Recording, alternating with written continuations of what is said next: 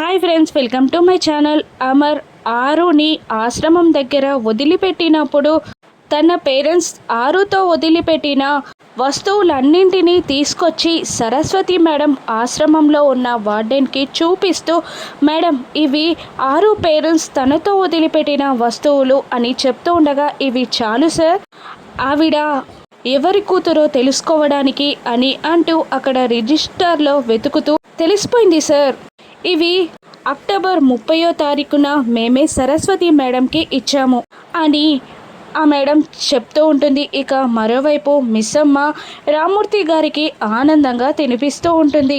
ఆరు తన పేరెంట్స్ ఎవరా అని టెన్షన్ పడుతూ ఉంటుంది. ఇక అమర్ ఇలా అడుగుతూ ఉంటాడు ఆ వార్డెన్ని, ఆరు పేరెంట్స్ డీటెయిల్స్ ఏమైనా తెలుస్తాయా మేడం అని అడుగుతుండగా, మళ్ళీ ఒకసారి రిజిస్టర్ని చెక్ చేసి, అవును సార్, ఆరు వాళ్ళ ఫాదర్ కూడా ఆవిడని వెతుకుతున్నాడు అని అనగానే అమర్ షాక్ అవుతూ ఉంటాడు.